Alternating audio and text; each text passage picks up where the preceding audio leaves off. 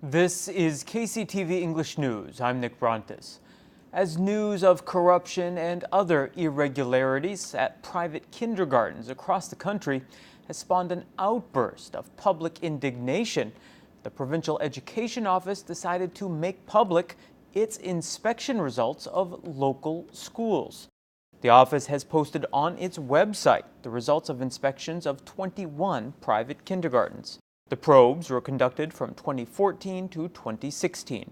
The information includes the real names of the associated people and schools. Some of the problems made public include a kindergarten director who improperly collected tens of millions of won in rent for land that was zoned for educational purposes, and other schools where wages were unreasonably high. The Education Office issued 49 warnings, 14 correction orders, and severe disciplinary action in 2 cases. Anyone can view the inspection results on the Open Audit page of the office's website.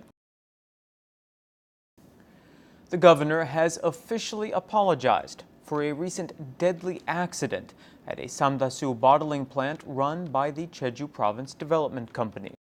A worker died October 20th after getting caught in machinery at the plant. In his Thursday statement, Governor Won Hee-ryong expressed his condolences to the bereaved and his prayers for the accident victim. He offered a deep apology for the tragedy, saying that, as governor, public safety is his priority. Won said he will spare no effort to support the victim's family, adding that he will take measures to ensure there is no repeat to this type of accident. The province is seeking designation as a so-called clean flatfish industry zone. It has commissioned a study by the Research Institute for Regional Government and Economy of Korea. Researchers will investigate eco-friendly aqua farm policies, job creation, the promotion of innovative growth industries through private sector collaborations, the development of specialized projects, and project financing methods. Provincial officials will then discuss the results of the research in briefings, public hearings, and at the Provincial Council. They plan to apply for zone designation next September. A ferry capable of carrying vehicles is again sailing the route between Jeju and Wando. Hanil Express's Silver Cloud is the first cruise-type ferry built from domestic technology that can accommodate both passengers and vehicles. It has a capacity of roughly 1,280 passengers and 150 vehicles. The Silver Cloud replaces the Hanil Car Ferry 1. It features a wide variety of safety equipment and emergency evacuation facilities. It can also make the one-way trip between Jeju and Wando faster than other ferries in just 2.5 hours. The provincial government wants to designate the majority of Chujado and the area around the second Sallok Road on Halasan Mountain as preservation areas. It aims to make 3.4 square kilometers of Chujado an absolute preservation area and 2.7 square kilometers around the second Sallok Road a relative preservation area. It is preparing a zoning plan for the initiative before releasing details on the project to the public on November 8th. After area residents get a chance to inspect the project and the Provincial Council approves it, the province will finalize the plan through a topographical map that includes the changes. It's time again for Film Focus. Here's Mike Laidman with what's new in local theaters. Big mother. It'll go up like a half kiloton. You've just gotta love those days when you realize there are 2 good movies worth seeing in the theaters. Or maybe you're the kind of person who instead just goes, is there anything worth seeing? No? Oh well, maybe next week. In fact, I suppose that's probably how the vast majority of people operate. But for those of you who are into such things, know that you are well taken care of. First Man opened last week, taking us all into space, or to the moon, in fact. And this week, it's Crazy Rich Asians, about some, well, crazy rich Asians. Welcome to another edition of Film Focus. I'm Mike Laidman.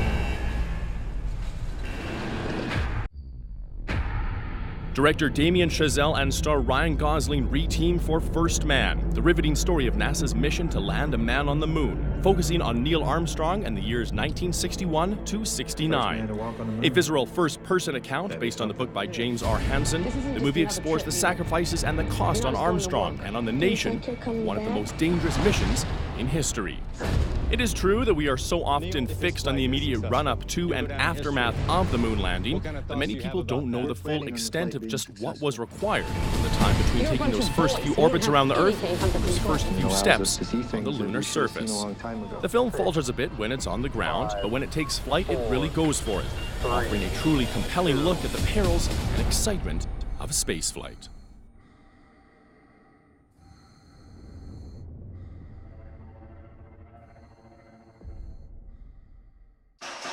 Crazy Rich Asians follows native New Yorker Rachel Shu as she accompanies her longtime boyfriend, Nick Young, to his best friend's wedding in Singapore.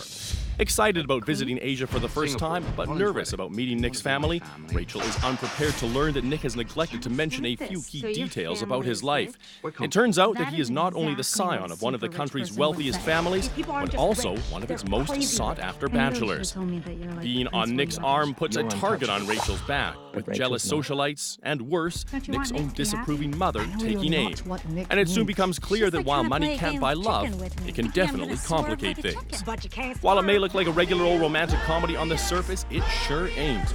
Boasting a terrific cast, loads and loads of razzle-dazzle, and a truly endearing story told in an exceptional way, Crazy Rich Asians tiptoes the line between old-fashioned comedy, rom-com, and even musical, all to excellent results. He might spend the rest of his life resenting you.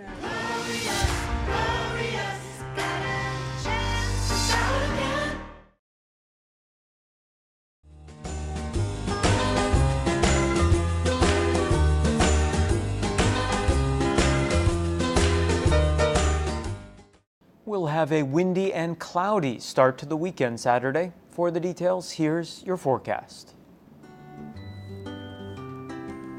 The morning low in Jeju City will be 14 and the afternoon high 17 degrees.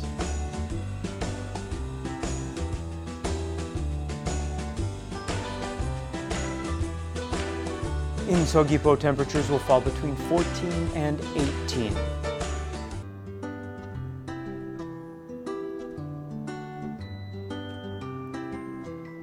It will be a bit cooler in Seongsan. Temperatures there will fall between 12 and 16 degrees.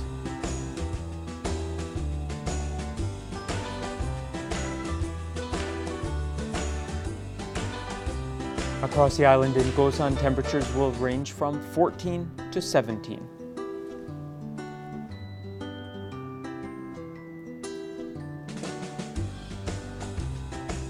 And the morning low up on the mountain at Songpanak will be 8, and the afternoon high 11 degrees.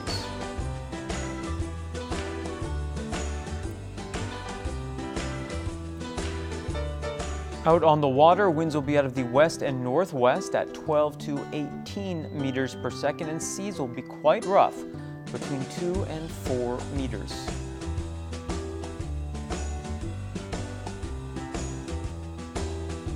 And here's a look ahead into next week. That brings us to the end of today's newscast. Thank you for joining me, and I hope you'll tune in next time. Until then, find us online at eng.kctvjeju.com. 시청자 여러분, 고맙습니다.